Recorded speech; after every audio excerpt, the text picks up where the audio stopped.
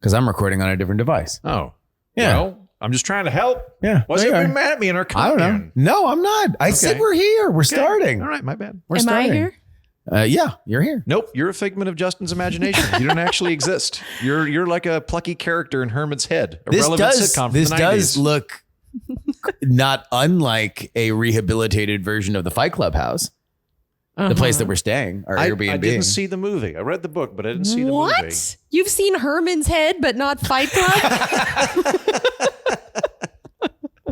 You know, I just Pretty have on brand. Different Pretty on priorities. brand. Different priorities. Pretty you know? on brand. You serious? You're friends with Brian Brushwood and you've never seen Fight Club? Well, now this will come out. Somebody will text Brian. I'll probably see it Saturday night, one would think. He might fly up Yeah, and make you watch it tonight. It's a great movie. Yeah. Yeah, this is like an old, I don't want to say rickety because it's perfectly fine, but No, it's it's definitely rehabbed. Yeah. I meant to ask you, well, would one of you please lay down on the couch and tell me the relative firmness that you think it has? Because I am sleeping fantastic. And I think it's That because the looks couch like is very a firm. great couch. Is it firm? It's firm, right? I have not sat on it. I laid on it. I'm gonna leave No, the no. set right now. Would you go lay down All right, on it, I'm please? going. Lay down In fact, on it. I can actually bring my mic. Yeah. This is a benefit of me not being on the same And mic it's setup. kind of built like a giant dog bed, which I like. It is. I'm laying down now. But I'm sleeping like a baby on this. That is very firm. Okay, I think I that's would the say problem. I would say that is probably a 8 out of 10 in terms of firmness. when I went to Scotland back in 2022. Okay, great. Okay, good. This answers so much. When I went to Scotland back in 2022, I let a guy stay at my place for free, but he's built like a bathtub, and there's a permanent indention in my bed. Like everything rolls into the middle of my bed now, and it's too soft, right? I need to get a firm mattress. I've learned a lot from this trip. Well, there you go. I need glad to it get worked a out. firm mattress. Because I was genuinely concerned when we walked in and I saw the teeny tiny closet that Yes. your bed was supposed to the be in. unventilated crawl space with the bunk bed was not something I was really a excited bunk bed about either. that looks like 2 girls definitely died of influenza. Like they definitely died in those beds. There's no chance those beds aren't haunted. yeah. Yeah. But now I've They have colonized- like colonial frills on it. Like it has definitely not been touched. Yeah. But then I saw this couch and I was like, you know what? I would take some good naps on this couch. And there is a bathroom down here. So I was like, maybe Heaton will like having his own little downstairs apartment. Yeah. Okay, How's 8 it- out of 10 how's it firmness. been? That's what we think. That's what I So would think. that be extra firm? Like if I were to buy a mattress, extra firm? Do we? Think? I would say extra firm. extra yeah. firm. Okay. Yeah. I'm going to do this. One time, Oh, do I we had want the pendulum to swing that far the other way? Like if you have a very soft bed and now you're going to go extra firm. I mean, is that or move to Milwaukee and live on this couch? Like not the worst thing in the world, but seems just easier to me. I once had an ex-girlfriend in Florida who had a bed that was so soft I would wake up and feel like I was in a car accident. like everything would hurt because the bed was too I'm soft. too lanky and heavy, so I just my whole body indents like a toy soldier, and I sleep on my stomach, so it ends up being like I'm doing like a yoga position in a really firm mattress. Don't care for it. Yeah. You've been getting good Z's though. Like I think I am by far the earliest riser of the three of us, and so I will come down to make coffee, and you will not. Like I will hear you snore from the moment that I walk down. I make coffee, I have a little breakfast sandwich, and then I'll fuck off and do whatever I want. But you. I had the most exquisite dream last night where I got invited to Eastern Europe as a comedian, but when I got there for the ruling council of some country or other, for some reason they needed to get rid of their president, so they made me the president as a figurehead for a few days, and I was like, this is great. I get to be a fake president. It was wonderful. This is all great. I'm just going to go back to sleep. I did learn something though. I have a feeling that we have learned why you are sometimes late to our We're Not Wrongs in the morning. Because the first morning we were here, your alarm was going off for approximately 45 minutes. Yeah, okay. That's because I brought wax earplugs with me because I wasn't sure what the extraneous noise profile would be at this location. So I had earplugs in, which is why I didn't hear the phone. Okay. Because Normally I was it's- like, is this man dead? Well, Normally not I only, don't not do only that. did you not hear the phone, you didn't hear me saying Heaton, Yeah. Heaton, your alarm is going Let off. me assure you, normally it's just that I don't respect you or your time. Okay. This time around, it's wax earplugs. Gotcha. Yeah. Because I was, is he there? And then I peeked and I saw your pajamas because you sleep in full body pajamas. I was like, do. so he's definitely in there. So I let you sleep. But Justin, he put a stop He to spooned it. me for a bit. It was nice. And I did not wake him up. I said, Heaton, are you awake? He did not move, but he was snoring because that was Ruling initially Transnistria with an iron fist in my dreams. I was initially concerned he was dead. And then when I heard the snores, I was like, okay, I'll just turn off his alarm because obviously it's not that fucking important. And then just went about my day, and I was doing emails or whatever down here, and Heaton's like, whoa. And I was like, oh, you're awake now. I arise as a 1940s robot booting up. Oh, danger! Consciousness assumed.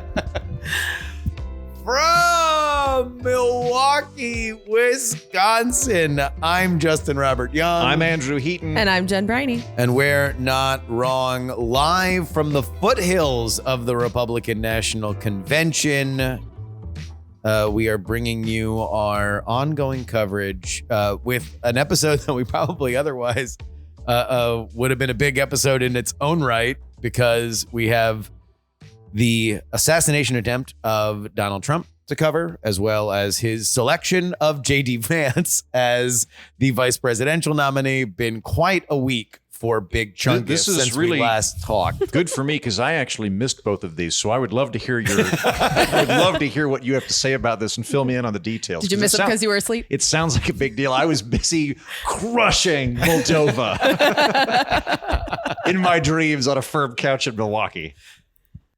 Did you have like a go-to bit, like where that they were like dying? Do you remember the bits you were doing in I don't think I Eastern actually Europe? ended up doing any comedy. I think I got over there, like they were like, hey, here's the deal. Our outgoing president, well, it's kind of a constitutional thing. We can't really get into this, but we need you to fill in as the president for a couple of weeks. Then like, I think I went to a sauna, it kind of drifted off, but it was fun. It was good. It was like I had a vacation. I love that it is very telling that in a dream that on its face you are going to be doing comedy in somewhere, it turns into a process story of you assuming a ceremonial governmental position and then going to a sauna. Yeah. Jen, how do you like the friendly confines of Milwaukee so far? I really like Milwaukee. I'm really digging the infrastructure here and like the architecture. Because there's so many cool buildings. You are also enjoying the infrastructure in that the United States Secret Service has shut down all of downtown. So there is nary a car to be seen unless it has 50 guns on it. Yeah, I haven't been almost hit by a truck in like 4 days. It's been very pleasant. Yeah, so I've loved walking around here, but just the brick buildings, and some of these buildings they have like stained glass windows, and so I'm just loving looking at. And then there's like the odd, pleasant Norwegian building that it was just like sky dropped from the ether, where it'll be like 1980s and 1980s Central European bubble church with onion dome. It's beautiful. It's really pretty city. The restaurant that we went to yesterday, do you want to talk about it? Yeah. Maters or Modders. I'm not sure how you pronounce it. Yeah, I think Modder. Yeah, it had suits of armor that they tell us are from the 14th century, which I'm guessing is overstated, but still was really cool. The food was excellent. There were lances on the wall. What was it? What kind of food? German food. German food, huh? I had potato pancakes, which I love. I love potato pancakes. Have you held to your... No, I forgot. Listeners, I was going to try to only eat cheese the entire time I was here. That was my goal. Yeah. And then I immediately, when we went to the German restaurant, really wanted those potato pancakes. And I want to apologize to the listeners and the people. Well, you showed up yesterday eating cheese curds, and it took you about 5 seconds of somebody saying, "Oh, I just got a cheese curd burger," for you to want the cheese curd burger. Yeah. I'm still, to be clear on this, I'm eating really medically inappropriate amounts of cheese on a daily basis. So I am threatening my heart with the amount of cheese that I'm eating. That's true. I just have expanded my food group to include fried foods as well. Gotcha. Yeah. My favorite part of our German dinner is when Heaton looks at me and he goes, "So, Jen, have you been to Germany since you lived there?" And I said, "Yep. With you." Yeah. Yeah. Forgot about that. Forgot that I've been together drinking with Jen in Berlin. Yeah. But it was fun to be back in Germany with Heaton for approximately an hour. It was very fun. Well, speaking of unforgettable moments, Donald Trump was shot at and hit on Saturday afternoon at a rally in Butler, Pennsylvania, while there remains a investigation into the underlying motives beyond killing the president for the shooter. We still have a lot of questions about Secret Service and why there was a critical failure. So let's just go ahead and start here. Eaton, where were you when everything went down? I was with Brian Brushwood, and I was watching Fargo season 5, and we were one episode. Great Juno Temple performance. We were in one episode in, and I was like, I kept seeing actors where I'm like, I think I know who that actor is. Where do I see? I think that guy's from Stranger Things, I think. So I pull out my phone to go, is this guy from Stranger Things? And then I've got a message from Justin Robert Young that there's been an assassination attempt on Donald Trump's life. And so Brian and I discussed that and doom scrolled for a few minutes and then went, well, I mean, you're not getting any more grazed. We should watch episode 2, shouldn't we? So we continued watching Fargo. But we would take breaks in between the binge watching of Fargo to find the new news, doom scroll and try to figure out the guy that shot him, what he was up to, stuff like that. Yeah. Thomas Crooks is his name, or Matthew Crooks. Thomas Matthew I think that's Crooks. it. Because you have to say all 3 names. I'm doing my best to not use 3 names. That's but you racist. have to. It's racist. I think against 3 named people. I think you should use the 3 names because I assume why they do that is there's got to be other Thomas Crooks out there and they don't want to ruin their lives. How about Thomas Crooks at Bethel Park? Huh? You know, how many Bethel Park? There's Thomas one Crooks guy are? there. I think we know the guy now. And you want to know what? If you happen to have the same first and last name as that dude, I apologize. But Crooks does seem like an appropriate name. The breaks in the big city. You know, sometimes you have unfortunate names. Yeah. Jen, where were you? So I was in the middle of a volleyball tournament. And so in between matches, I saw your text. And I felt kind of bad because there was a girl who had recognized me from another tournament who was coming up to say hello. Yeah. And I was just like mouth open, like, oh my God. And she's like, weren't you at this other tournament? And I'm like, dude, the president just got shot. She's like, what? So like I kind of got the word out because I was just like dumbfounded by all this. And like some people know what I do.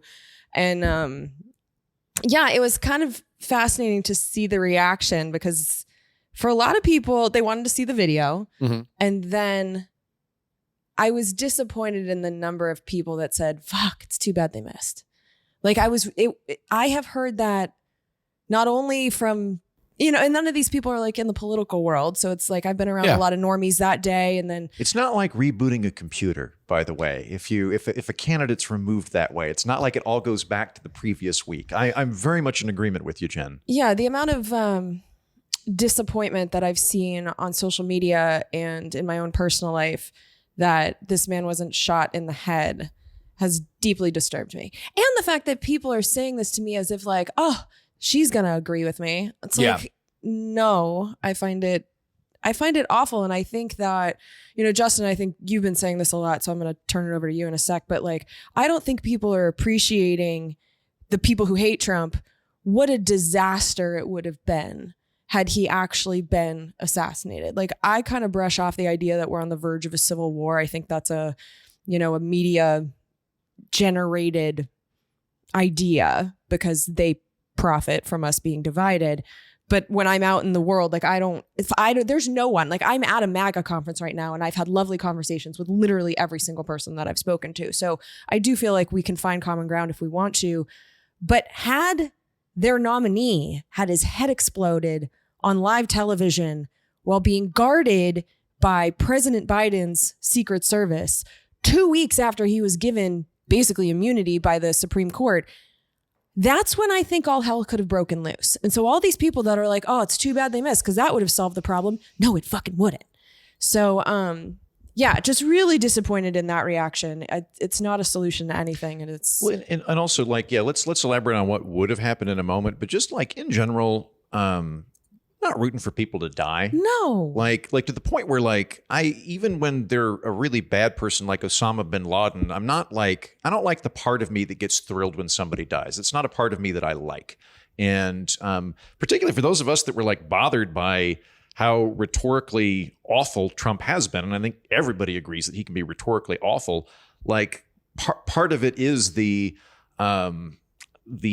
lack of decency and civility and things that have entered the mainstream in American politics. And I feel for those of us that were like, gosh, I'm really bothered by the lack of decency and humanity in American politics, it would be kind of an odd move to go, wish they'd killed the fucker. I know. Seems like an odd position to take. I know. This idea that everyone's thinking it, and like, no, they're not. It's based in the idea that he is a insidious scourge that needs to be gone, or people wish to be gone. And it is, I think, indulgent of the inhumanity that this would be the method, and that it was so close to happening and yet didn't happen. Well, and I think a big part of that is this refrain. We talked about it last week, that he's this existential threat to democracy. And I think that's been something that has been cynically repeated by a lot of people who don't actually believe it. And, Donald Trump, I hated those 4 years. I do not look forward to what is probably coming, 4 more years of it, because of the chaos and the horrible things he says. And they're terrible to immigrants and trans people. Just the amount of horrible things that I've heard in the last few days, just at the RNC. I'm not excited about this, but he was a very standard Republican president. His biggest achievement was tax cuts for the rich. Like, he could have done dictatorial things, didn't. Even the January 6th stuff, and I can't believe I'm going to say this into a microphone, but when they were trying to fake 7 election certifications, that was because they were trying to do a runaround of the Constitution, not tear it up. So, I don't like these people. I spent an hour yesterday staring at Rudy Giuliani's actual face and just thinking, you're a fucking criminal and you're right in front of me. Like, this is weird. Being around these humans has been very strange for the last few days. But at the same time, as I'm standing there 10 feet from Don Jr., as he's talking about how his dad was almost killed 2 days ago, these are human beings. And whether we agree with their prescriptions for what this country needs, which I generally don't, they are trying to do what they think is right, even if I think they are wrong. Yeah. So I just think it's got to stop on both sides, because I've also heard horrible things at the RNC about Democrats or with the left or whatever cartoon character they have in their heads for what the other side is. I've heard horrible things in the last 2 days. And it's just, that's what being here is. That's what I'm struggling with, because the tribalism and the partisanship, like, I'm very well aware that the result of all this politics is governing. And I just don't think that anything I'm witnessing right now leads to good governance. And I think it does lead to violence and thinking that the other side is evil. And it's like, we've just got to stop it. And I don't see the RNC stopping it after this assassination attempt, and that's been disappointing too. I think part of the problem that I have noticed is that everybody seems to have, all the partisan tribalists seem to have this kind of default position. Well, no, we're being colorful. We're making a joke. We're being colorful. Like no, we don't literally think blah blah blah blah blah blah blah blah, but they do. Yeah. And then you'll see, like, I don't know, like those pictures of trucks that have the printed thing on the back of like Biden bound and tied. And like, well, that's a joke. No one seriously means that. It's like, all right. But then when we say, Biden said, put Trump in the bullseye, he's not talking metaphorically. He's talking literally. Like, there is very much a double standard, and it's all kind of, I don't even think it's so much hypocritical as it's predicated on really basic in-group, out-group psychological phenomenon. In-group, out-group psychological phenomenon. The other team is whatever the other team is, Kappa, Kappa, Gamma, whatever, like sorority, fraternity, Republican, Democrat. Mm-hmm. Our team is always a ragtag, motley crew of misfits that is so individualistic, we're barely keeping it together. Whereas the other team, they are myrmidons, and they are lockstep and relentless, and they are much more on the same page and falling into line. And this is how everybody always perceives the other team. The other team is always dehumanized and presumed to have a competitive advantage through that. Then you compound that with a no true Scotsman fallacy, where our guy says something bad. We go, okay, well that he's not speaking for us. He's kind of a peripheral character that is, yes, okay, he shouldn't have said that, but that's not the average our group person. Our group is full of very sane, kind people. He's not emblematic of that. But then when the other team has another asshole do the exact same thing, we go, there, the mask is off. The mask is off. That's emblematic of what they want. And so it's this, we're going to judge our group by the top 10%. We're going to judge their group by the bottom 10%. And it creates these cartoon characters that you alluded to, Jen.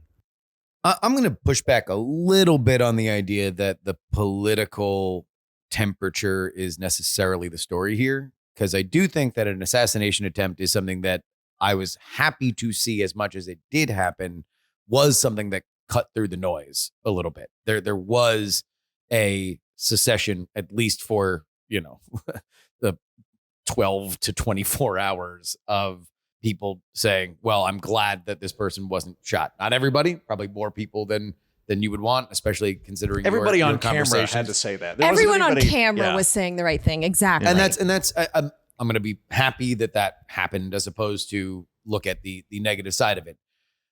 That being said, politics is a heated rhetorical field. And that day, I was talking, the other big story that was happening on Saturday, the two big stories were, number one, Joe Biden having a very, very horrible meeting with a bunch of centrist Democrats, which we now know included him insulting a gold star, Bronze Star awarded combat veteran. And then JD in his Vance, defense, he probably has no memory of this. and then JD Vance being rumored to be the vice presidential pick. And I was talking to people about that and saying, well, it's very clear that the Trump campaign believes that Pennsylvania is the kill shot state. Now, did I mean anything by that? No, it's that there's violent rhetoric in politics, violent metaphors in politics. You talk about killing or strangling or doing X, Y, or Z. That does happen.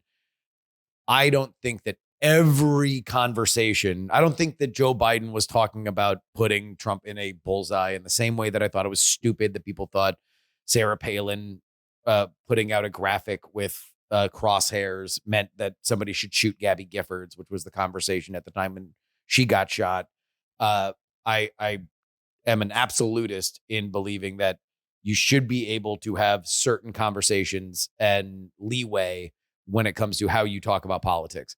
With that being said, what I do get sad about is people I know and love just assuming, I think it is childish to assume that if Donald Trump were killed in the manner that he was shot at on the day that he was shot at, with him ahead in the polls, the Supreme Court ruling, Biden being diminished, the now shifting narrative of Biden not being maybe so grandfatherly, but maybe being greedy and clinging to power.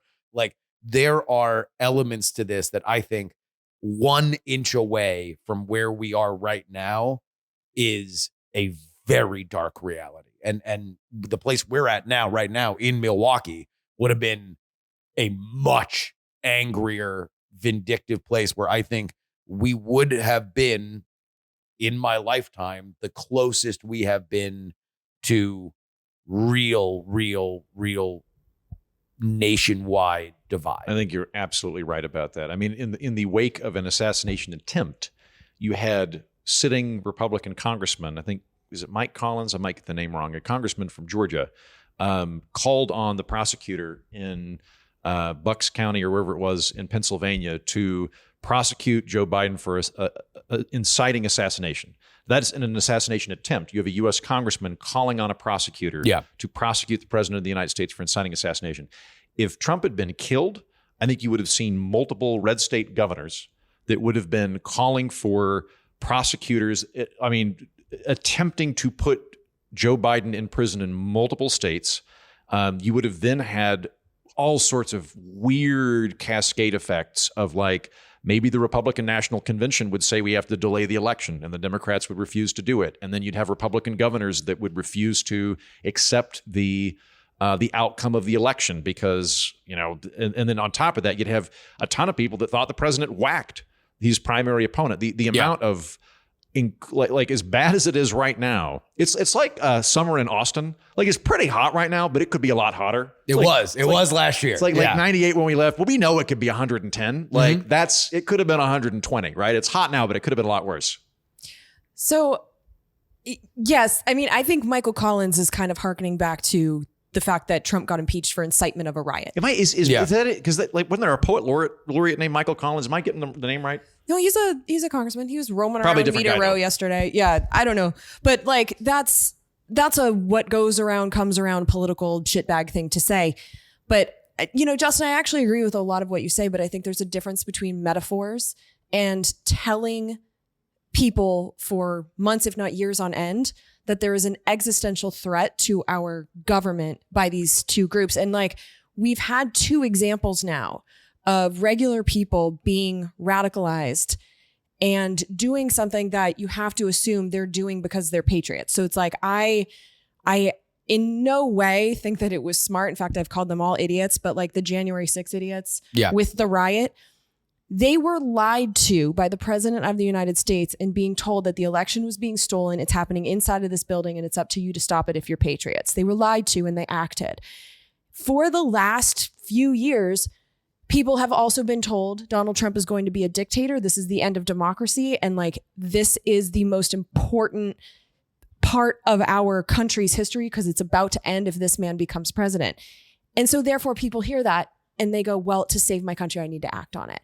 If you're saying, it's not a metaphor that we're hearing right now, that these two events are being branded, like Trump becoming president and the 2020 certification, both of those events were branded as existential threats to our democracy and not in a metaphorical way. They were saying these are events that are going to end the country that you love and patriots need to stop it.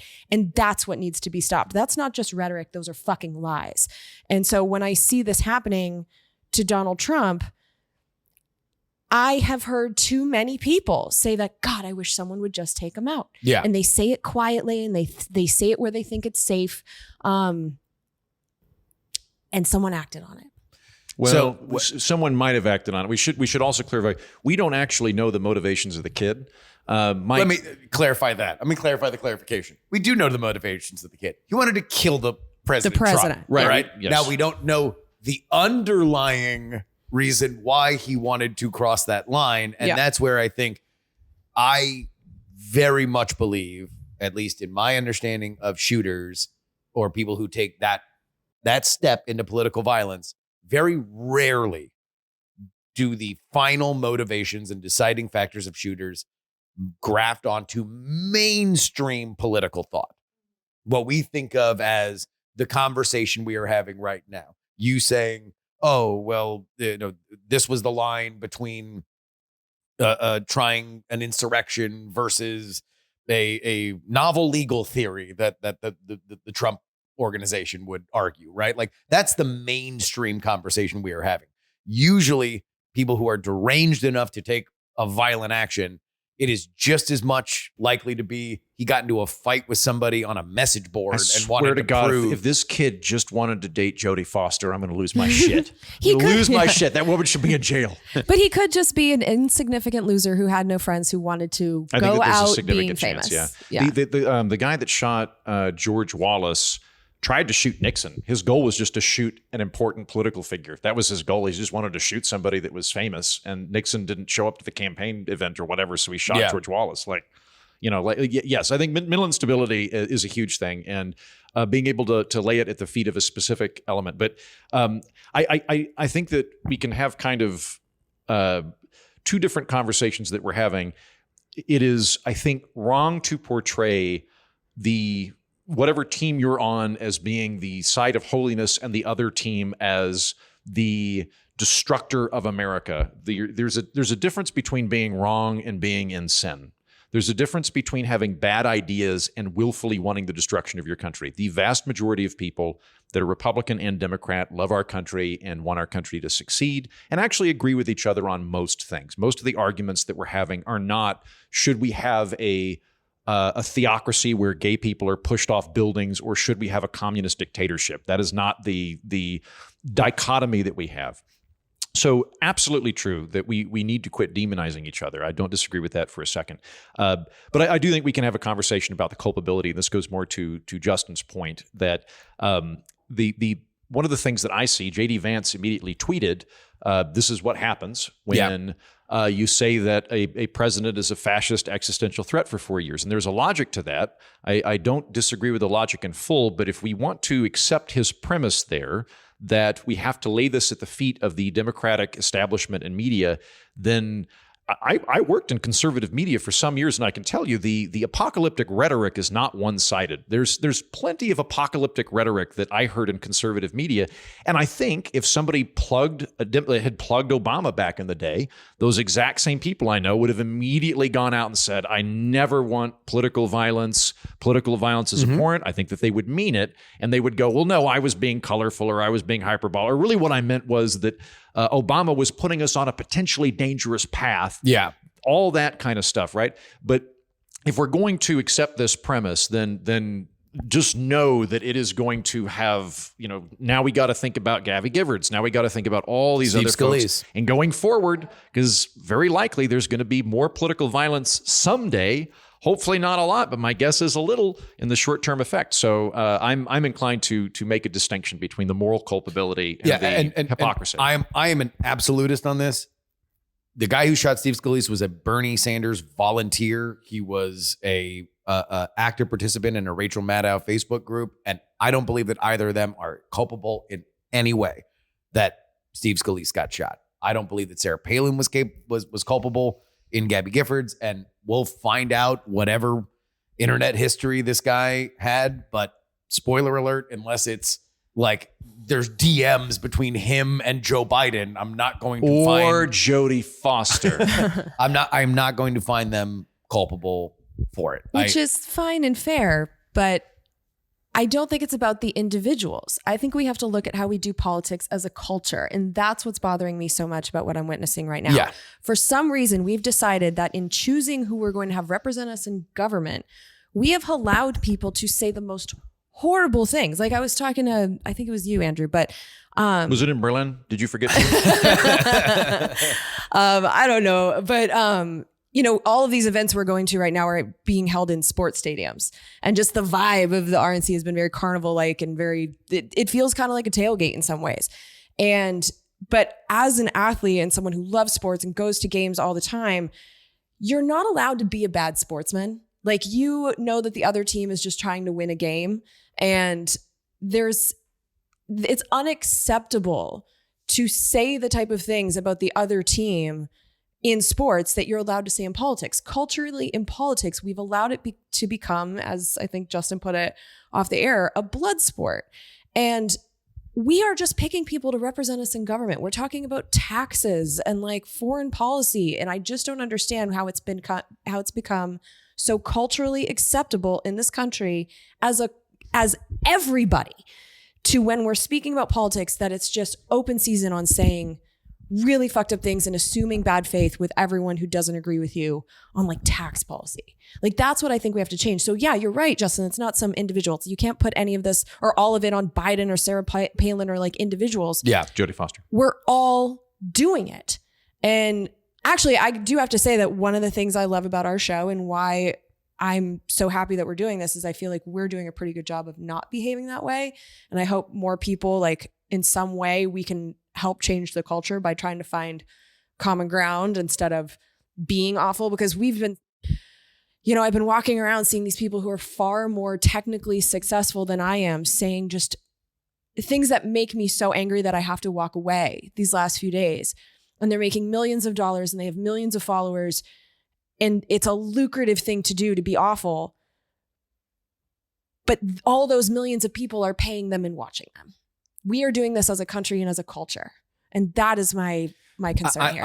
I have more of a stomach for it, but I do agree with you that it has to be part of a balanced breakfast. You cannot only eat the sugary cereal. It has to be in the picture at the end of the commercial in a small bowl next to some fruit and, 2 proteins and some toast.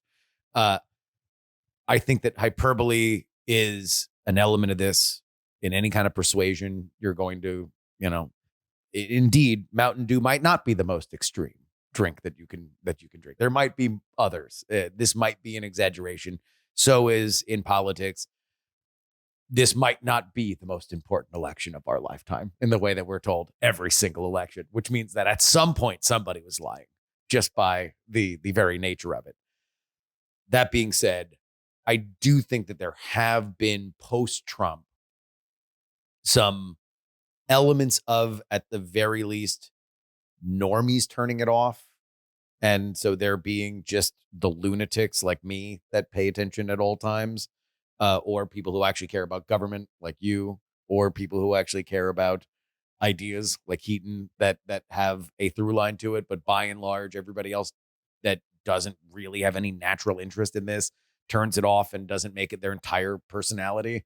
Like there was a time not long ago, dear listener, where the person who freaked out and paid attention to politics was very easily identifiable by the plethora of bumper stickers on their car. And we would shun them. We would say, no, you are bad. That is a bad thing to do. Now that is mainstream. And I do think it leads to the really gross outgrowth that we saw over the last few days, where people are just blithely saying, oh, I wish he was dead. I think there's and now Tenacious D's broken up. What? Yeah. Wait, really? Yeah. What? Because why is no one discussing this national tragedy? Because Kyle Gass, they did a bit. It was his birthday. They're on a tour, and they had a big robot come out and bring him a birthday cake, and he blew out the candles, and his wish was, don't miss next time. It was on stage. It was like the day after it happened. Jack By the way, got pissed. some of those Tenacious D dates were going to be Biden fundraisers. And I think that's also part of the reason why they canceled the tour and said that there's no future plans. But yeah. Damn it, Kyle. And now we're never going to hear Kyle took a bullet for me. There's two things that pop into my head quickly on this. In terms of the demonization, I think one of the big problems that I see going on is, I don't know, I'll be curious to talk to Republicans at the convention who, same thing, all have been lovely in my interactions with them. But when you hear a speaker come up and say, the Democrats in like Gothic font and italicized and underlined dripping blood, the Democrats, I kind of want to just grab someone and be like, who's like your closest friend that's a Democrat in your life? And just talk to them about that person and be like, is this person evil? Like, what do you think happened to them? I think one of two things is either going to happen. Either they're going to go, oh, well, they're a good person, but they're misguided, or they're not going to know any Democrats. And I think that we have become more siloed over the last few years, where if you go back 30, 40 years ago, you probably were a member of a church or something where you knew someone primarily through a social group as opposed to their political identity. Their political identity was secondary in your relational understanding of them, to where you could humanize them and go, well, George and I are both Catholics. He's a subdeacon at the church. He's a Democrat, but he's a good guy. The other thing that just keeps reeling in my mind when we go through all of the stuff that I think explains so much right now, which is complementary to this, a study came out about 3 years ago that people who report having no friends or few friends or a minimal social life are 10 times more likely to be political. And I think that explains so much about the current culture, where people are desperately looking for identity and community through politics because they have a dearth of social connections. And that loneliness is pointing them to something that is the worst ersatz option for all of that. Because unlike the Catholic Church or volleyball or Star Trek conventions, politics is predicated on beating the other team. Built into the very fabric of it is this binary. That is the brand, victory and defeat. The reason why Republicans and Democrats exist is that it is a brand that gets voters over the line faster. But so is volleyball. Like, if I'm playing the game, I'm trying to beat the other team, but I'm not branding all the other people on the other team as assholes. Like, I don't even think it's a bad idea that if you're lonely that you join something political. I don't think that politics needs to be this mean. Like, you can disagree with people, or like, not even, you can run on, this is how I want to make the country better, as opposed to these shitbags and then laying out all the ways that you think that they're ruining the country. Like, you can do politics without it being vicious. So I would love that. I'll add, though, that I think in the same way that people are horny and hungry and self-interested, people are tribal. And so if your primary tribal identity is politics, you're going to see this. So getting people involved in their community, wonderful.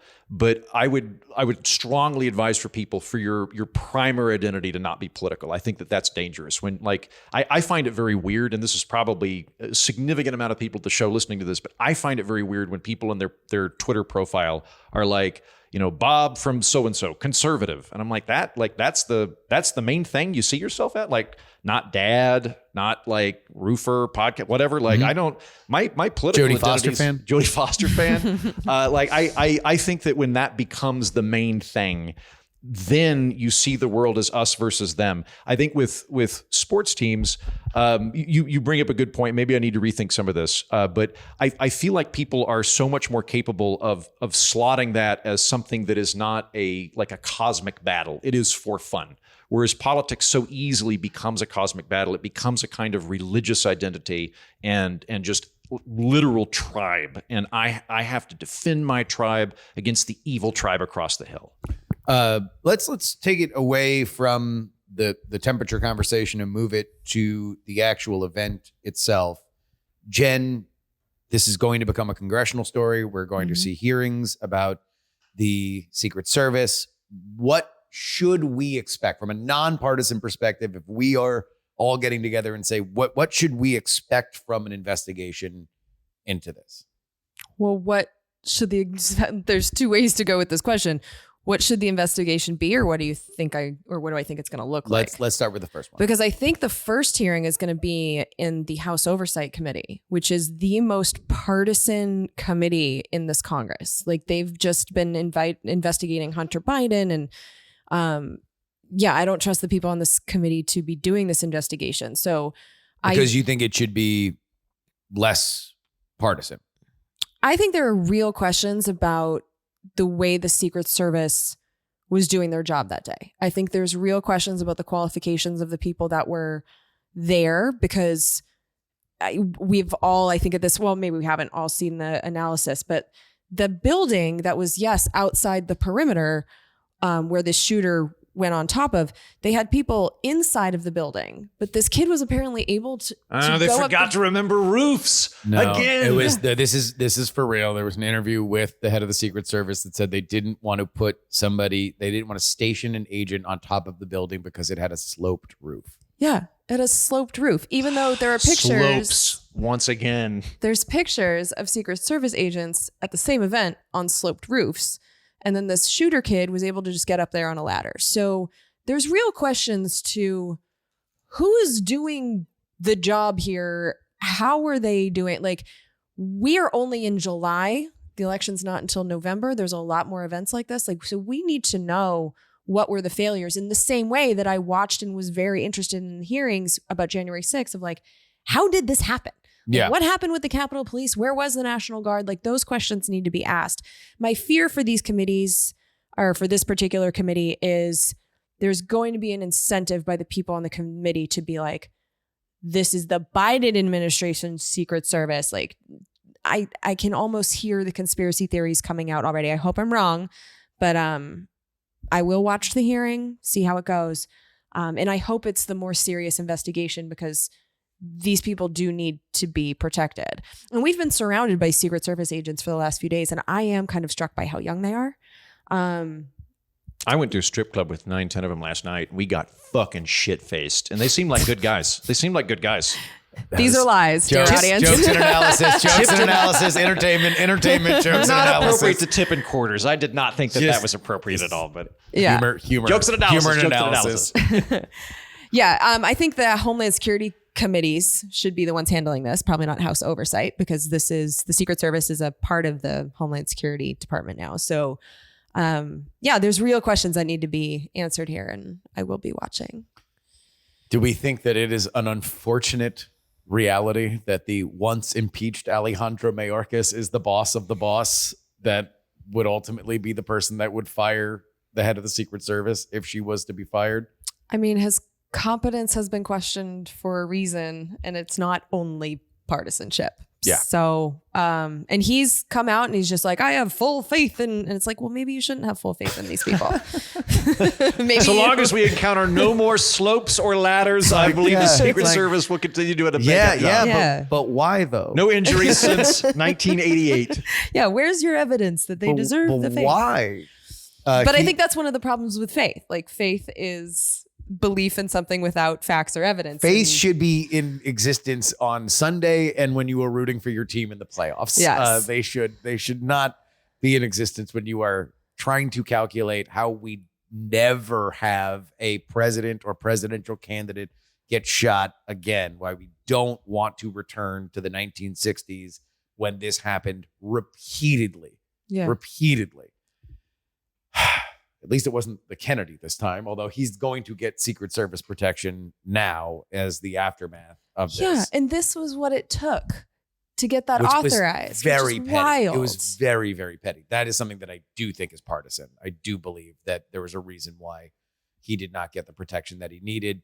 There's a lot of stuff that is swirling around at this convention as all the Republicans are in one place. We'll see how much of it is real, but some of it includes Secret Service staff being diverted to a Joe Biden event. Like, I wonder, like, you know what? Actually, I'm not going to do the wondering. I will watch the hearing, let you know what Secret Service is. But I have questions about how they staffed this particular event. So yeah, let me weigh in on this. I have not looked into any of the intricacies of this. I have not done the trajectory analysis, and I have not suddenly become a Secret Service agent, as so many of my friends have, or agent expert, I should say. I do want to say, in the same way that we've been cautioning on saying that Trump is an existential threat, not unlike Hitler, wink, wink, nudge, nudge, that might have some unintended consequences to it. I'm also bothered by the amount of people that are immediately jumping to the conclusion that this was an intentionally staged event. Yeah, that bothers me.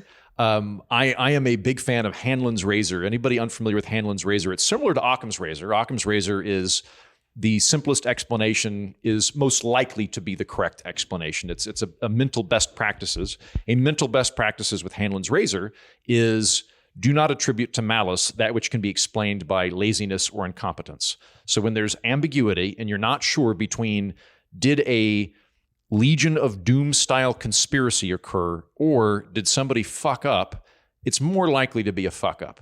Now, I could be wrong about this, but it will require evidence to bring me out of that. My default position is this was a fuck up until good evidence is brought forth to show otherwise. I will say, and I know this firsthand because I was one of a group of journalists that got sent an email from the political director of Reid Hoffman, one of the biggest donors to the Democratic cause, and somebody that also bankrolled Nikki Haley when she stayed in the primary. Big Trump fan, Nikki Haley. Sorry, big last name. He sent, well, now she is. Secretary Haley. She's back. She is a expert at the hokey pokey and putting her right foot in and right foot out whenever she needs to. But Dimitri Melhorn, who's been on politics, believes Donald Trump is an insidious threat. And at 7 p.m. the night of the shooting, he sent an email via his press secretary to friendly journalists, including me and Semaphore and I don't know who else, but saying that there is the high possibility that this was staged. And this is a common trope. With Putin. A common trope of strongmen, and that it may well have been staged with Putin. Now, he couched his language as such to say that if this was a legitimate shooting, it deserves a certain coverage, but journalists should not be ignoring the possibility that this was a staged event. I do not question his authenticity. I believe he genuinely, having talked to him, I believe he genuinely believes that is a possibility, or at least he did at 7:00 at night when he sent that. I disagree with Dimitri. I think that it is foolhardy to believe that this is in any way staged, especially considering two people were in critical condition, one person's dead. I think, and the idea that Trump would, in any circumstance, be like, "Okay, we're going to stage this. Shoot me, but hit me in the ear." Yeah, like trust you to do this. Hire a virgin, a 20-year-old virgin from Bethel House, Pennsylvania, to play William Tell with my head. And that will get me much needed media attention, which Donald Trump, I'm historically bad at obtaining. Yeah. Yeah. And the idea that wasn't blood, it was just ketchup. Like, what's wrong with people? Like, why do they believe the dumbest? Follow things that are hard for people to believe. Well, and back to the conservative side of this. And specifically, Dimitri, in his email, cited as evidence that this would be staged, that Donald Trump is not that brave and that he flinched when there was an eagle on his desk. Yeah. Why would that same man pop up like he was a WWE figure with blood on his face to chant fight, fight. If you believe he is that Putin-esque and that he is in cahoots as a Russian asset with Putin and is willing to have people die in an audience for that, if you're at that point, then you shouldn't be decrying the political violence, because he would truly be a monster of that level. And I think that's part of the problem here, is that level of fear-mongering and apocalyptic projection. That's a bit why I'm worried about the conspiracy theories that I'm hearing that Biden wanted Trump to die. Because in one breath, we're saying this is a direct result of Joe Biden and the Democrats saying that Donald Trump is a fascist threat to America. This is what happens when you say irresponsible garbage like this. Also, President Biden literally wanted to kill Donald Trump and staged his death. Like that, you can't, these are contravened things. You can't think both of these things simultaneously. Yeah. Yeah. It's just been, the reactions of people have been disappointing, because I've heard this, oh, it's staged, this is fishy. I've been getting these messages from people that are smart, that I went to college with, that I respect. And some of and by the way, Reid Hoffman and Dmitry Melhorn, this is him on the record, have put 9 figures into this race. 9 figures worth of money into this race. Well, and so that's another problem too. Ever since the assassination, now Elon Musk is all in on Trump, and he's giving $45 million to a Trump PAC, and it's like these super rich. 45 a month. That's fucking bonkers. Like, once again, we're back to these people with, our society has allowed a small group of individuals to amass so much money that they can put their finger on the scales of our elections in this way.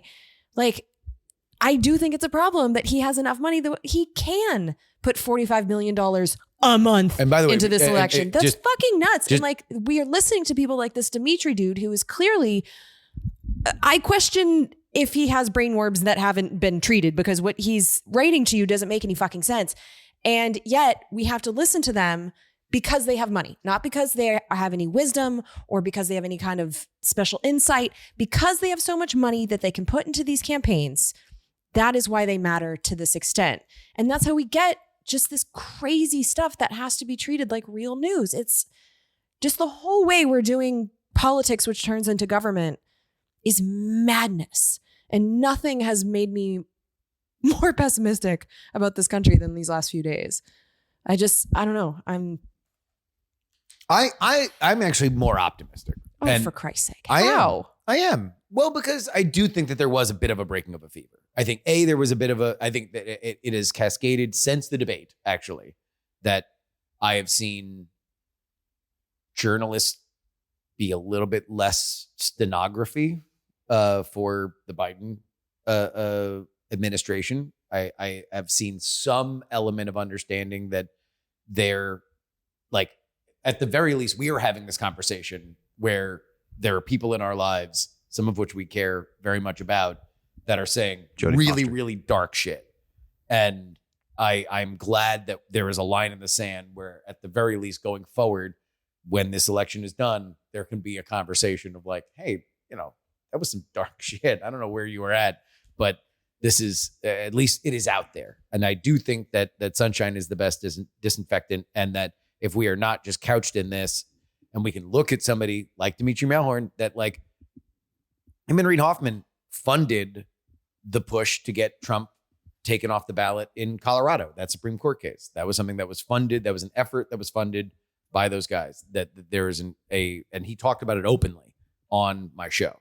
Like, that was a point to delegitimize Donald Trump, because, in Dimitri's words, the average voter cares more about a legal decision than they do a political operative saying. Boy, that logic really helped the Democrats this political cycle. Well, that was, by the way, that was another thing.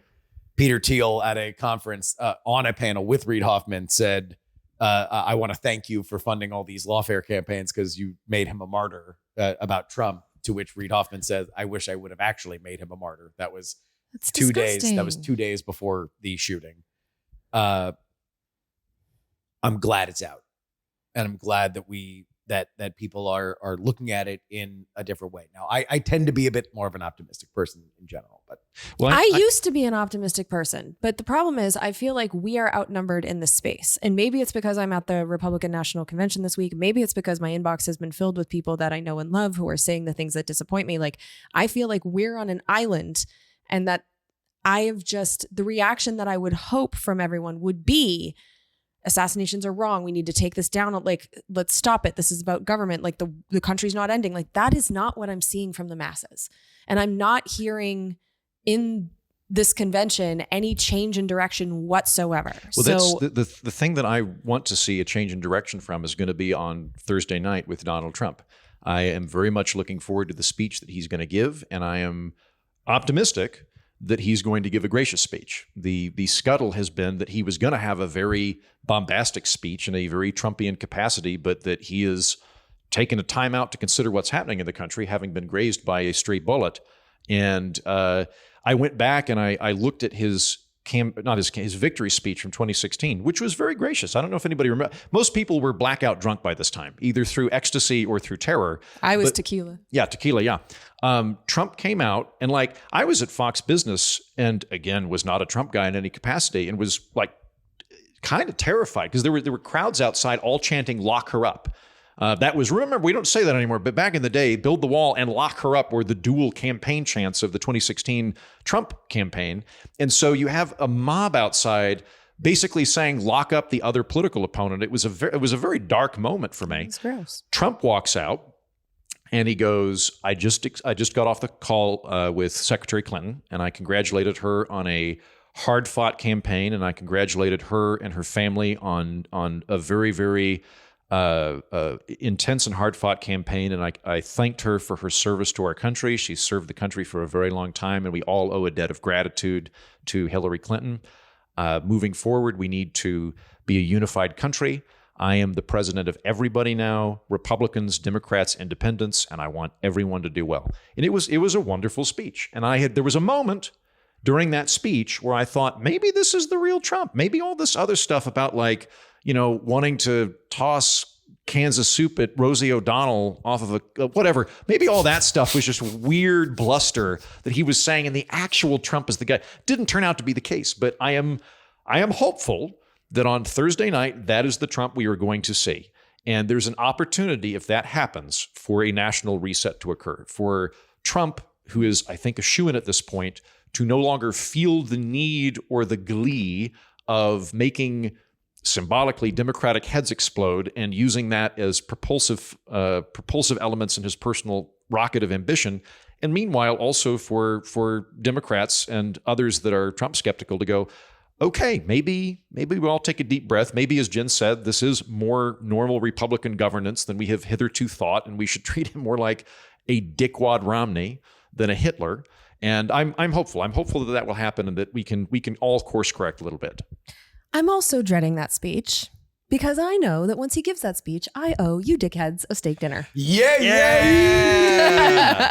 I'm not happy about that. Was it steak dinner specifically? Because I don't tend to like steak that much. It was just dinner, right? Dinner, yeah, it doesn't matter. I'll take 2 steaks. Yeah. You can give this dude a pile of cheese. I will. Well, I thought we talked about going to Fogo de Chao, where you actually can get a pile of cheese. I got a Fogo de Chao. That's the Brazilian place. Yeah, and it's not just steak. It's sausages. It's everything. And Yeah. birds and Looking forward to that victory dinner. Let me just put a button on it. Although it's still possible Trump goes out and goes, I don't want to do this anymore. I got that bullet. I've already been president once. I'm an old man. I'm a grandfather. I just want to spend time with my family. Everybody love each other. And he bows out. We got to go buy say, like, I'm dinner. gonna get into painting. My new best friend, George W. Bush. Come on out. Come on out. We're painting together now. We're painting together, and they're great. We're street artists. We're graffiti. Here's my tag. Jen, I will say this. A part of the unfortunate element of this moment is that even in the best of times, if we had the healthiest political environment we could possibly have, now is the worst to try to look for even-tempered dialogue. Mm-hmm. Like, even-tempered dialogue should start at Thanksgiving after an election year, and it should reach its most boring point about 6 months before midterms. Full heating. Like, and then at that point, the half sickos wake up for the midterms, and then it goes down again. It gets boring. Yeah. And then everybody gets into weird Viking battle mode. I will say I'm not looking forward to that part of the election cycle. This has happened the last 2 election cycles where, like, right after the midterms or so, people are like, I blah, blah, blah, insert sane thing. And we're rapidly getting to the part where everybody loses their goddamn mind. And like this phenomenon really pisses me off. There's a thing where I will agree with somebody. Yeah. But I won't agree with them hard enough in the or right loud way. enough. Yeah. And I won't be fucking terrified or why angry. Isn't this about Project 2025? Trump, blah, blah, blah, blah, blah, blah, blah. And I'm like, yeah, I also don't like Trump. How can you? And it's like, I just said I don't like Trump. I'm not fucking emotionally incontinent like you, a goddamn child in his 50s. I'm able to hold myself together because I'm an adult that respects myself. And then everybody loses their shit. That part's not going to be fun. I'm not looking forward to that part at all. I had somebody on Twitter the day of the shooting, as I'm just obsessed with looking for any news or whatever. And I forget what the take was that he was like quote tweeting to me. And I asked him, are you storing up for the Bad Take Festival? And he got mad, but then he was like, oh, you're retweeting Steve Scalise. And it's like, yeah, because he's a victim of political violence. Yeah, very Are there recently. any other victims of political violence that you'd like me to retweet? And he's like, oh, well, was Luther Campbell victim of political violence? And it's like, no, he's a Democrat who is saying, I'm glad Trump wasn't shot. Then I retweeted Gabby Giffords. Yeah. We have 4 more months.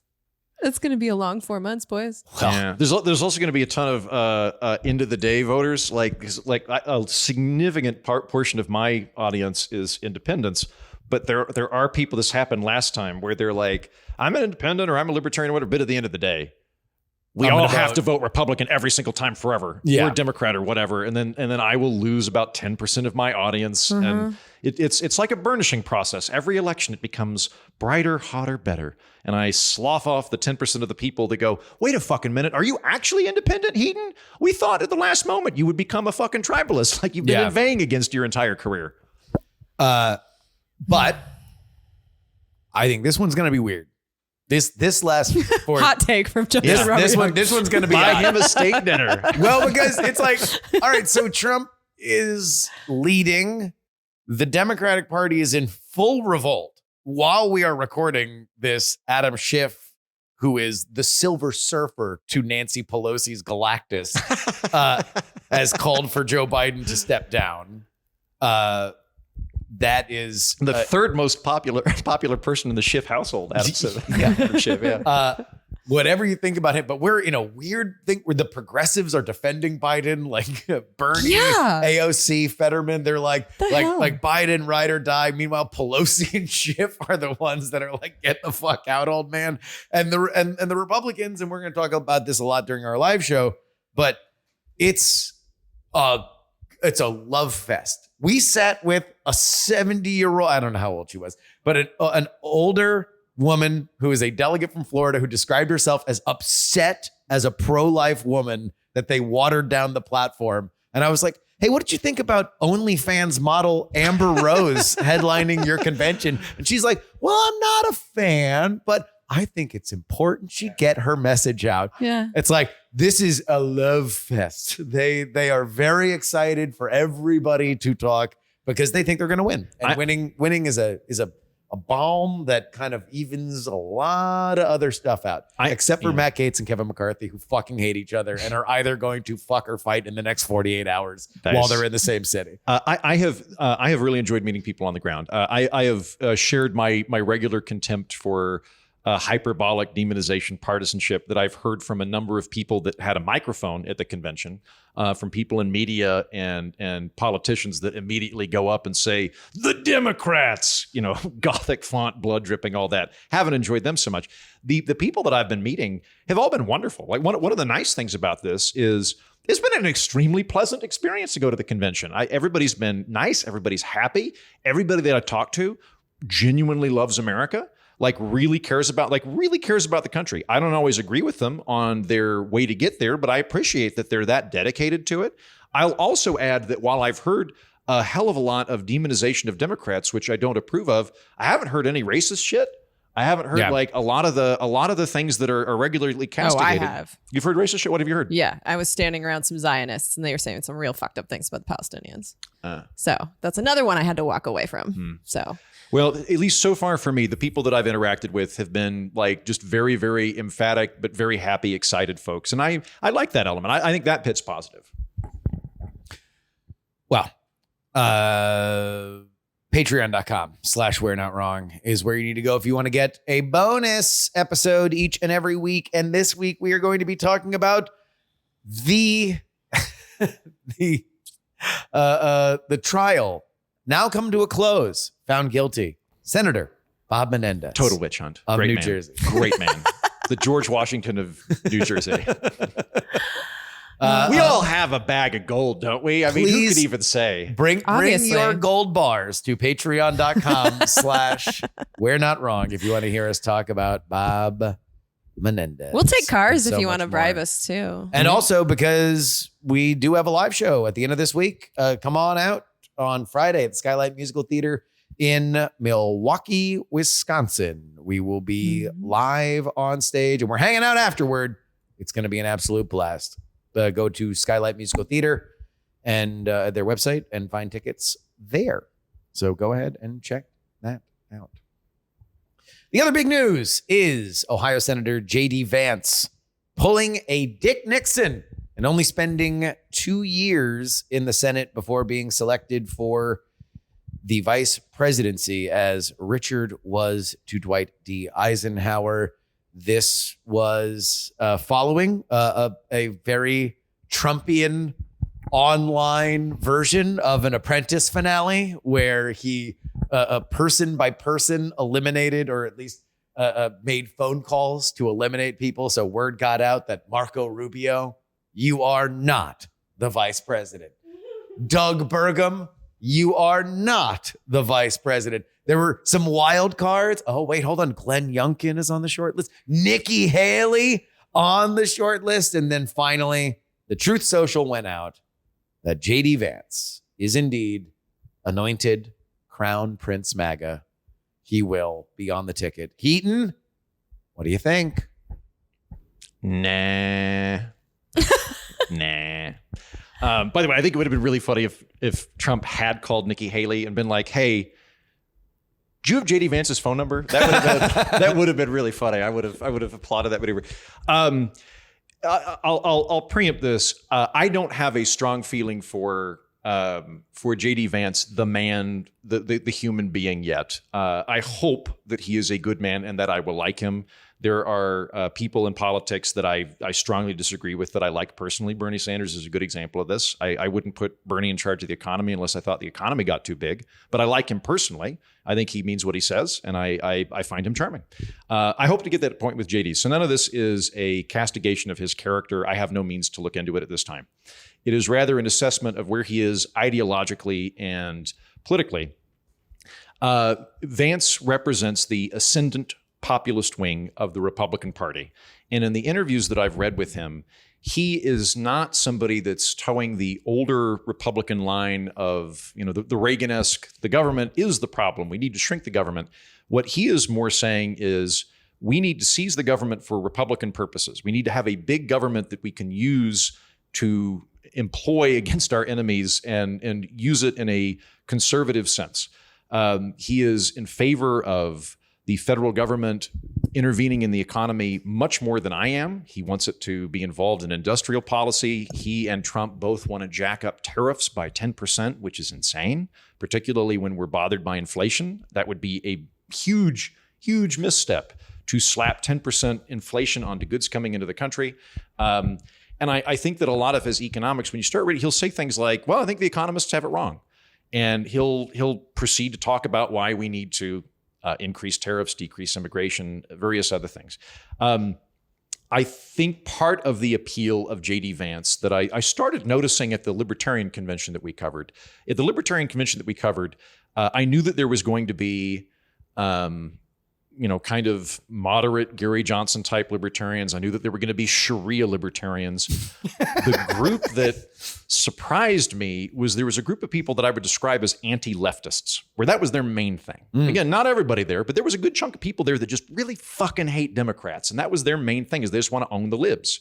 And I think for a lot of conservatives right now, Vance is a great way to own the libs because he's becoming Trumpy and ever Trumpian. And he's definitely going to piss off the Democrats. But the flip side of that is you're going to get a guy that wants a bigger government that's more involved in the economy. And I don't. I know that this is kind of goofy to say. I love liberty more than I hate Democrats, and so I don't like that. I do not view the Republican shift towards populism as a positive thing. I feel pretty comfortable with a Romney-Ryan type Republican Party where the dichotomies between moderate, good governance Rockefeller Republicans like Romney or George Herbert Walker Bush and libertarian-leaning policy wonks like Paul Ryan. That's the Republican Party I feel most comfortable with. They're dead. They're gone. It is now the years of Republican populism, which they're like literally not even here. Yeah, they're nope. They're gone. Weird. The foot in the door Heaton had with the Republican Party has slammed shut, and it's now the populist. I don't see that as a healthy thing. And by extension, I don't think that Vance was a good guy. As you know, I'm a Burgum man. I'm a Burgum man to the cockles of my heart once I learned how to say Doug Burgum. So it took me about 6 months to get there, which I regret. But no, so overall. I was still so unaware of this man that when I walked right by him and made eye contact with him, I did not know who he was. Oh, did you run into him in the media? Yeah, I just walked by him and we kind of why is George Washington here? I didn't even mental note. It wasn't until we were in the bar and I saw him speaking on TV and I'm like, oh, is that Birdman? Because I just saw him in Media Row and did not know. Birdman, yeah. Sorry, I interrupted you. No, you're fine. I'm done. I hope JD is a good guy. There's lots of nice things about him that I do like. He's a dad. He's my age. He's a veteran. He's a Harvard Yale graduate. I think he's an intelligent guy. It's interesting to have somebody who is a high-level political figure that I can read their book and not debate whether or not it was ghost-written in order to get a cash grab right before an election. Yeah, it's wonderful that we have a window of looking into him. I also really appreciate that he's from an impoverished background. I think that is a plus to have somebody that close to the halls of power that has direct experience with poverty. I think that's a very, very good thing. I think that his diagnoses of those societal ills are flawed, and that intelligence is built on a incorrect worldview, and so it's going in a different direction. Jen, but before we get to you, let me ask you one more question, Heaton. You're probably the closest we get on this panel to the never Trump strain of thought. There is a visceral hatred from them to JD Vance because JD Vance was once a very prominent never Trump voice. Indeed, the only reason why Hillbilly Elegy had the purchase that it did and was made into a movie would certainly not have gotten the same attention if he were the Trumpian figure that he is now. He was indeed an anti-Trumpian figure. He called Trump intellectual heroin for the white working class. He said that he was American Hitler. Yeah, he's either a Nixon cynic or a Hitler. Although I should say that was a private message, with a private text with a roommate, a narc roommate. Yeah. Do you have any questions about his authenticity?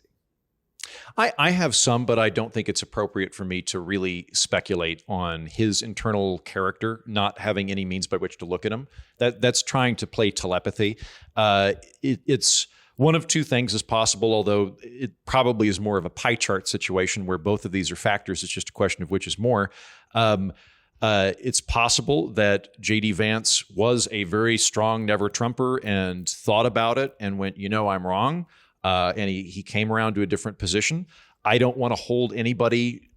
I don't want to castigate people for changing their mind. I want to give people the opportunity to grow, even if it means that they're going in different directions than I want. So that is a possibility. The other possibility is he's a feckless opportunist. That's a possibility too. It's a possibility that he went, you know who's not going to be very big the next few years? Never Trumper Republicans. You know where I could get a Senate seat if I kiss the ring? That is possible too. My guess is it's probably a combination of both, but I don't have the means to look into his heart, and I'm very reluctant to try to do that kind of thing and go, I've peered into his tickaroo and I know that he's just an opportunist. I don't know, which is why I'm trying to focus on what he said, what he thinks, how he's voted, and things like that I can actually analyze. Jen, can you peer into his tickaroo and tell us what he's really thinking?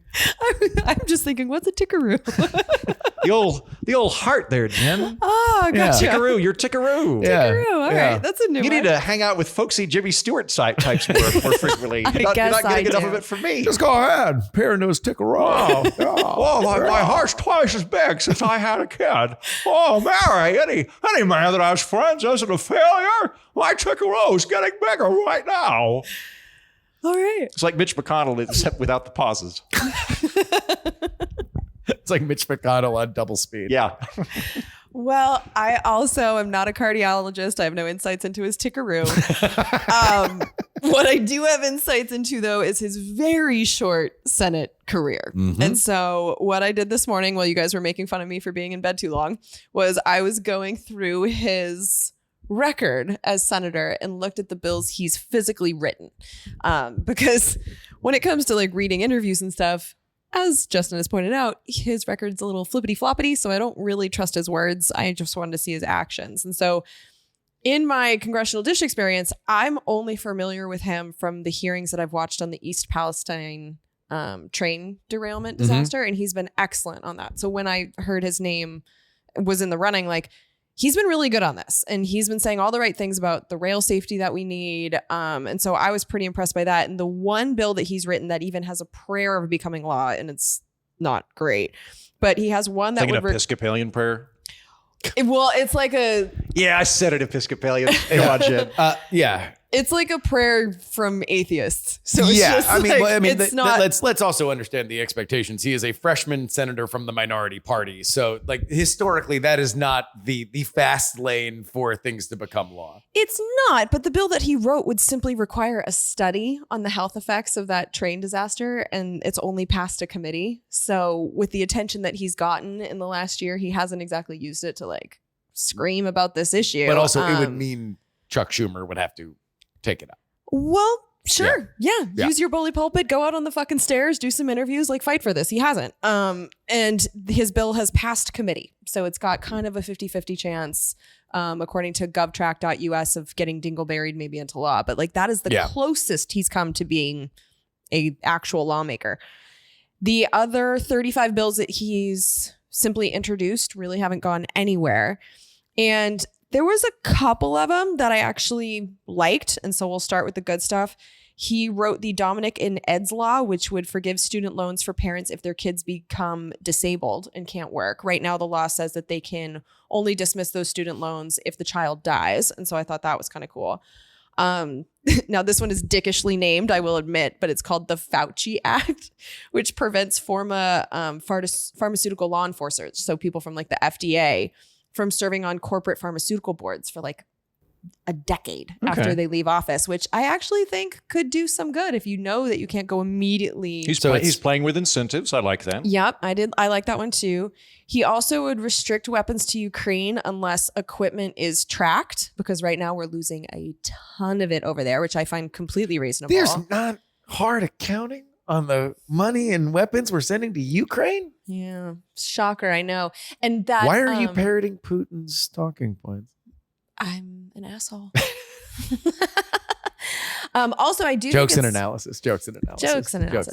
I do think it's worth noting that the bill that became law that would defund TikTok, or not defund, would ban TikTok, sort of, but would also send money to Ukraine, weapons to Israel, Taiwan, which never gets talked about, but that became law. He voted against that. He was one of only, I think, 15 Republicans that voted against that. So I found that kind of interesting too.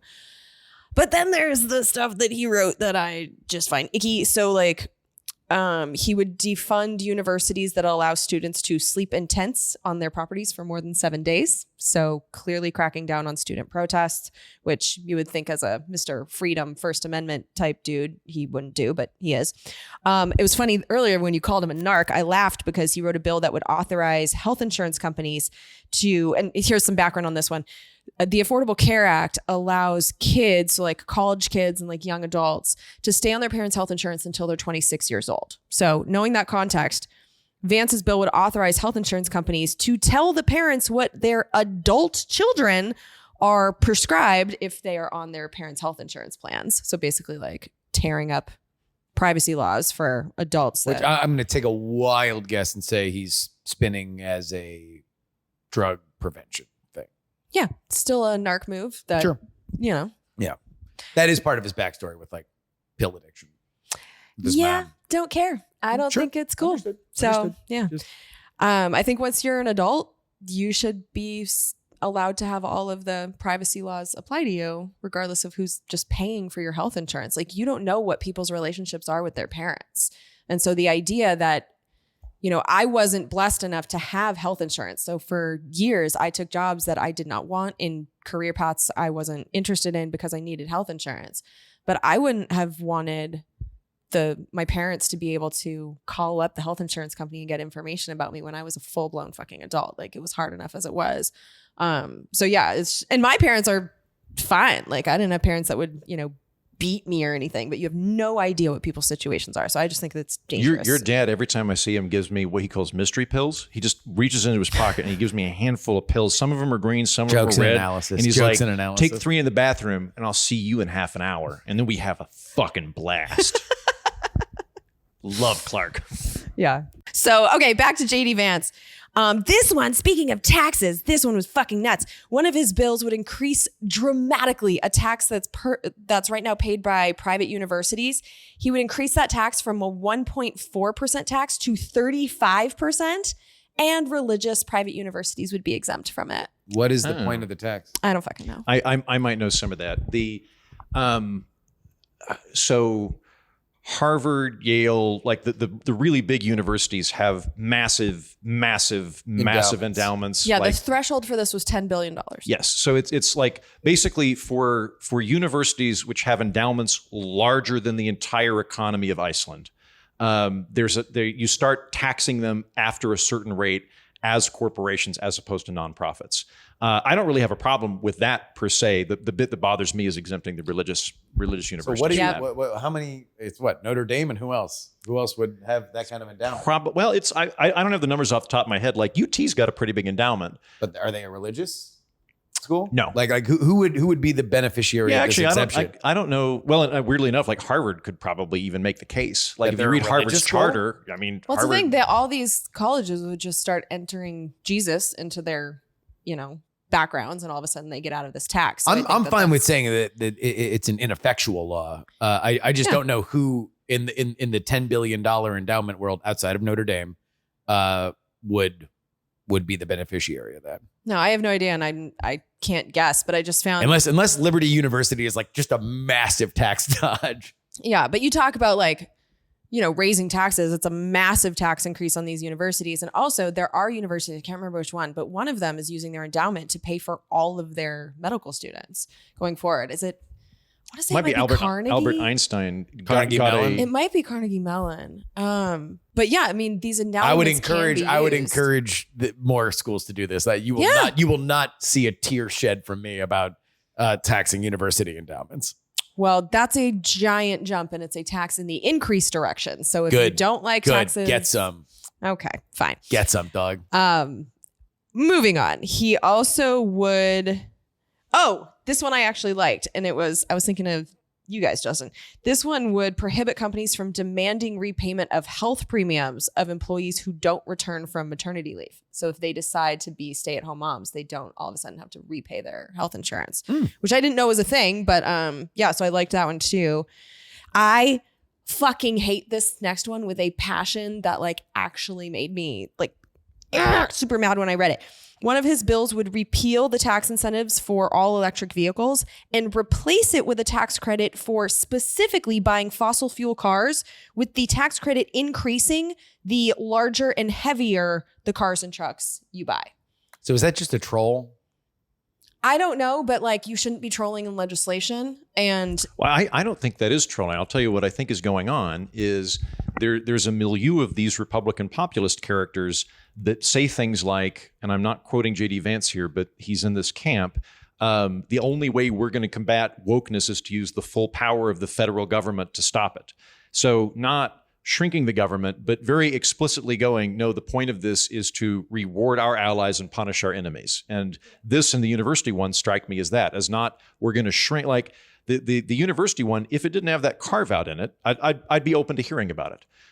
You can make a very good case that a lot of the top tier universities are really, really getting away with murder in terms of their nonprofit status for the amount of money. Especially considering that the loans are federally guaranteed. Yes, and we're subsidizing their tuition, even though they could pay for literally everybody forever at Harvard forever. So like you could sell me on that. But the religious exemption, and particularly this bill, is like, yeah, just flat out, if we get the government, we're going to use it to reward our guys and punish the other guys. And like that shit bothers me. Well, and I've been saying this for a while because I've been reading it in their bills for 12 years. The Republicans are the party of pollution.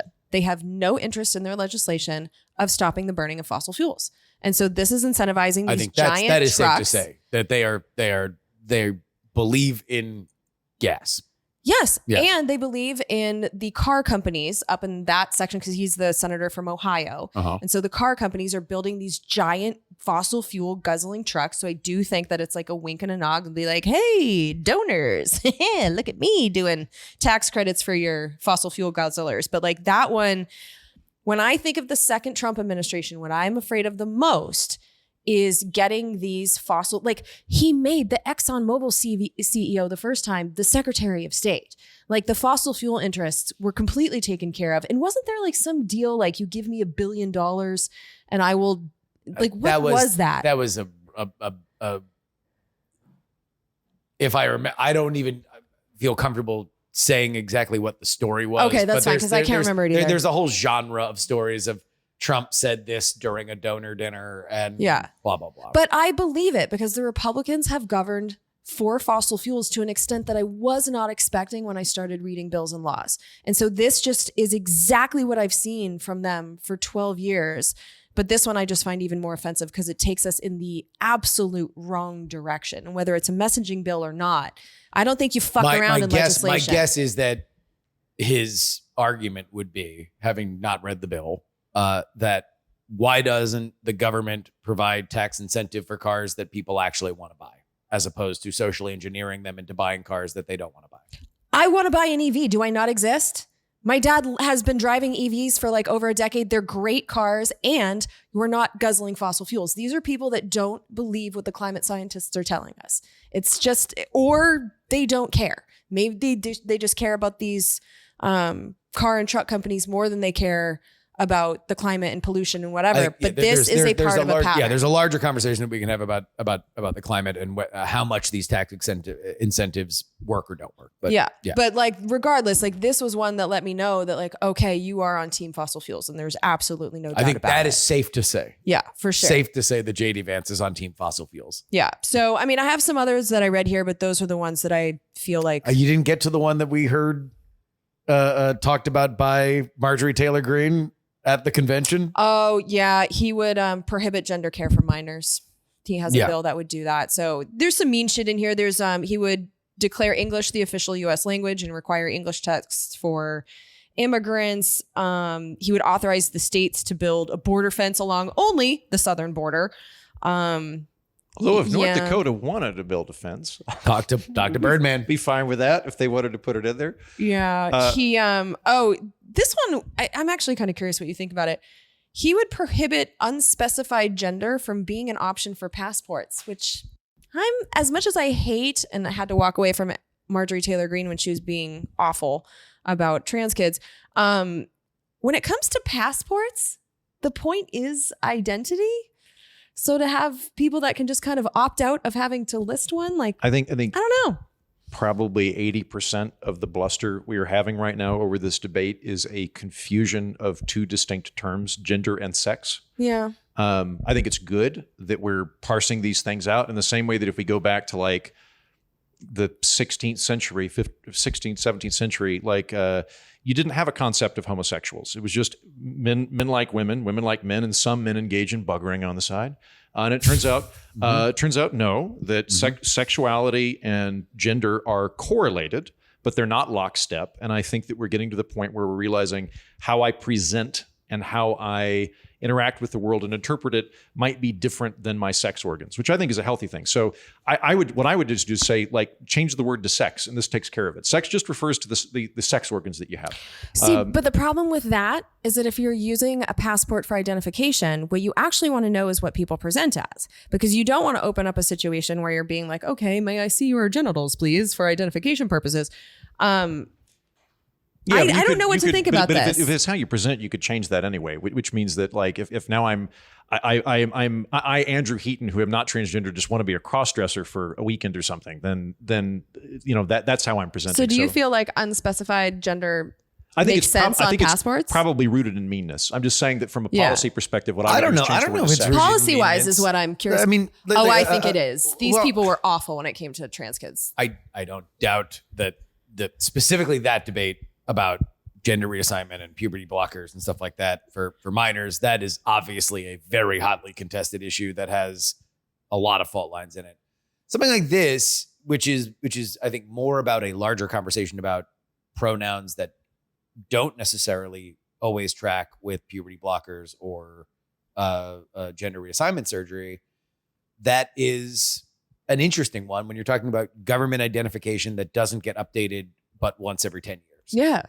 And so if that is a little bit more draconian, I have less of an issue with it because you don't update it all that often, as opposed to something like a tax form that you file every year or a driver's license that is easier to be updated and then spat out to you and remailed. There's more things that update those forms of identification than a passport, which is by its nature supposed to be something that you very rarely update at all. Like you're updating a picture. But you're using it, like, I'm just trying to think, like, practically, you go to the airport, you're a TSA agent, you're looking at this passport and you're trying to say, like, is this person in front of me the person that this... And also its compatibility with other countries too. Yeah. It's like we are trying to come up with an international interoperability standard of identification, and wherever America is on the conversation of neopronouns, that doesn't mean that Macedonia is going to be. It doesn't mean that China is going to be. It doesn't mean that all these other nations are going to be. But I could see other European nations having an unspecified option. Like, I would be curious to know where the rest of the world is to see if we are... Again, I'm going to assume that America is the most progressive nation in the world on this particular subject. Yeah. I think just change the word to sex and we can avoid this. Although I will backtrack a little bit. I'm bothered by the English, making that the official language. We go way, way back. Thomas Jefferson was opposed to and won the argument on having an official language in the United States. And his philosophical position was the government doesn't own how you talk and the government doesn't own your language, that the American people and society itself are larger than government. And government is not something that sits on top of it like a pyramid and directs society underneath. It has a function within society. And for that reason, in the same way that English itself has nobody in charge of it, the American people are not going to have someone telling them how they have to talk. You can have... What do you mean the English have a king? Huh? Yeah, they've got to. English is a fun emergent order language as opposed to French, where they have the 50 immortals. But you can have the federal government's going to have English on every form or whatever. That's fine. But saying English is now the official language of the United States, again, that's getting into this big government for our purposes as opposed to small government I want to take Sauron's ring and throw it into the volcano. I think JD Vance wants to put it on the right hand as opposed to the left hand. Well, and I see it also as just another barrier to people immigrating to the United States, because he wants to, have people have to pass this test, and now there's the border fence, and like there's definitely a lot of we don't want immigrants coming vibes from his bills and his rhetoric. So yeah. I don't think you got to worry about that. Like, you know who anybody worried about this? Find an old immigrant, find somebody in their 80s who's like from India and go, hey, your grandkids, they super keep up with all the traditions of India, know the language, right? Like they're super Indian, your grandkids that grew up here in Chicago. And they'll be like, no, all my grandkids are super American. They don't care about, that's everywhere. I'm just not worried about it. Yeah. I mean, when I look at this body of work. I'm double checking here, but I was going to say the Indian grandfather is JD Vance's father-in-law, right, who has an Indian wife. And I just learned that this morning, actually. I didn't know that. I'm surprised that hasn't come up more. She's going to introduce him tonight. Yeah. Another nice thing about him. This body of work, these 36 bills that he has written, like what he's doing, a lot of his bills are solving problems that we don't actually have. A lot of these smell like messaging bills.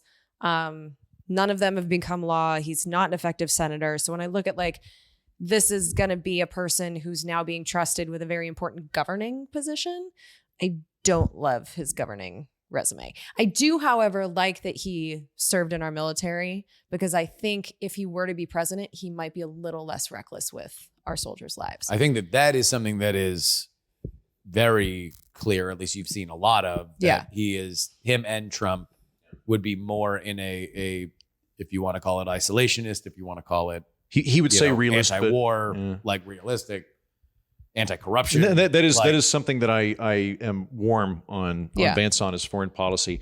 Jen, I am curious to see where you are in him economically. I am bothered by a lot of his stuff. I don't know where you sit. He did co-sponsor banking regulations with Elizabeth Warren. He wants the federal government more involved in industrial policy in terms of if a factory can be sold or if it can be sold to foreigners, things like that. You and I tend to disagree on economics. Is that something you're more bullish on? I don't know anything about his record. Because, really, I had no reason to study him. I had seen him in a couple of East Palestine hearings. He is a freshman senator. Yeah, he was a backbencher. Again, in the minority. So in the minority party. So that's the worst place you can be. You are at the bottom of the totem pole of the party that doesn't matter. Yeah. That's why I decided okay, I have this hour this morning that I can study this. I went down this rabbit hole because these are the bills that we can really have him take responsibility for. Supporting someone else's bill. I've seen people co-sponsor things because they're, trying to get something else passed, there's wheeling and dealing and co-sponsoring, but these were written by him. So outside of this list, I don't really know much about the man. Yeah. At least not yet. I think we're about to learn a lot more. But it sounded like there's a mixed bag. I would have expected. Yeah. I would have expected. Some of these bills I liked. Yeah. So, and this I think goes to the populist thing too. The old boundary lines ideologically between the Republican and Democratic Party are shifting quite a lot. You have populists in the Democratic Party like Bernie Sanders. You have populists in the Republican Party now. Populism's not a plutonic ideological core the way libertarianism is, and so you're going to see a mixed bag of things that he's interested in, and it's going to. I think him and Trump both are going to really change the fault lines of the two parties moving forward. Yeah, except for that one area where the two parties are night and day, which is fossil fuels. Yes, night and day. And I think that is a very clear line in the sand for which both are very. There's not a lot of subterfuge on the populist side of that, though. I am not in this camp, but I can understand where he's coming from there. In that, if you are JD Vance and you are presenting yourself as the champion of the common man who is struggling in this economy, the way we get off of fossil fuels to a great extent is by taxing fossil fuels. Yeah. And that's going to have an immediate effect on all the poor people that have to drive to get to work. So he's saying, look, I'm not going to try to make it harder for people to drive around and get to their job. I'm going to make it easier for them, and that's going to save money and put pockets in poor people. So I can see where he's coming from. Yeah, but it's also communities right now are being quite literally poisoned with all the fossil fuel trucks in their communities. Austin has terrible air quality. We have these huge trucks, these giant highways. And so it's beneficial to everyone to have automobiles that are not spewing that pollution. And so by giving the tax credits to fossil fuel vehicles, it's one thing if you want to take the credits away from the EVs, if you don't believe in them or whatever, but to then give them to fossil fuel vehicles, knowing that this climate scientists have been screaming for decades about the stronger storms, which we're already seeing, Hurricane Michael wiped Mexico City Beach off the map. And it was a tiny hurricane, and we forget about that thing, but it was the scariest thing I've ever seen. That hurricane, when it was around Cancun was a cluster of thunderstorms, and they thought it would spin up and be maybe a hurricane or a category 1 when it hit Florida. Yeah, it was a cat I'm not 5. disagreeing with you on any of the climate change stuff. What I'm saying is like I'm in favor of a carbon tax. I think that gasoline is not having the negative externalities factored into the economics of it, and it's actually much more expensive. So I'm not disagreeing with you. All I'm saying but is he's offering incentives for using somebody it. that is representing working class people in Ohio that get around using gasoline fuel and don't really want an electric vehicle. I see how this comports with a populist economic agenda. I just don't like you're calling it populist. I don't think it has anything to do with populism. I think this is a particular conversation for which we can have another We time. can move on. Yeah. Sure. But all right, final summation. JD Vance, you're a nah, and you're a I don't know the guy's character, and I think he's fairly molten, and everybody's kind of trying to read the tea leaves with not a lot of tea right now. Although Jen, this helps me a lot with research that you did. But no, for what I've seen so far, he's not the kind of Republican that I like. I think he is the embodiment of the kind of Republican that's pushed out the Republicans I like. Meanwhile, Burgum, apparently when he got his, who is the kind of Republican he got his elimination phone call. Trump called him Mr. Secretary, which hinting at a Burgum cabinet position. But he's already the governor of a state. Is that he's coming to the end of, an upgrade of that? Okay. Yeah. Yeah. I don't know. I'm not voting for Trump and Vance, so who cares what I think? You haven't been. Well, I don't know. You have the 2 speeches. Maybe you'll be swayed. Yeah. Oh, I'm sure. Especially like I've gone into that arena now twice and I haven't lasted more than 10 minutes either time. I was like, it's one thing to like see this on the screen, but in person with all the cheering people, I had to go. Yeah. So, yeah. Well, friends, that'll bring us to the end. We're going to do a big email block with the live show, and we'll have your questions there. So we're going to get to that then, but we definitely wanted to make sure that we got an episode out while we were all together here in our fun little Airbnb. Heaton, is there anything other than convention coverage that you have going on that you want to shout out? I have more in-depth versions of what you've just heard. The 2 episodes that have come out on the Political Orphanage this week were explicitly about the assassination attempt and about JD Vance. I will very likely do another one on those. And so there's overlap this week. Yeah. Jen? The Boeing episode is out. Hey! Yes! And I just listened to it. I actually think it's fascinating stuff. So lots of testimony so you can hear for yourself what's wrong at Boeing because it goes far beyond the 737 MAX line. It's a systemic problem. So there you go. If you want a truly, truly unhealthy amount of coverage about the Republican National Convention, head on over to PX3. We've got an episode about the Vance announcement, a bunch of video and pictures, including the moment that Donald Trump made his grand reemergence into the RNC from the floor of the RNC, a bunch of old women from Texas reacting to Amber Rose, and coming soon, real life first person video of Jim Justice's soon to be Senator Jim Justice's dump truck of a dog, baby dog on the floor. I really want to see baby dog. I really want to see baby dog of the RNC. Was he in the chair? Was that who that was? That was the dog in the chair. Yeah, the dump because truck dog in the chair. But he was in a little sled that I saw him. I was wondering why everybody was gathering around when I got to the floor, and they're like, damn, dog's more popular than anybody else. I'm like, baby dog, swim moving through motherfuckers, and then I was like, oh, baby dog, what's up? That's funny because I was in Media Row, which is in the next stadium over, and so people are doing interviews, but at this point it had kind of quieted down, and then all of a sudden a hush goes over everything, and people are like, is that a dog on the screen? And everyone looks up, and I see this bulldog, and I was like, Justin's talk about that dog, and baby I can't remember, but that's a whole thing. And so everyone was watching the dog, and then the dog got off the screen, and everyone went back to their jobs. I don't feel that America is prepared for the Senate to turn over in power because of a literal Coen Brothers movie character in Jim Justice. He is just a big old fat dude with a silly dog, and he brings them everywhere. He's a cute dog. Yeah.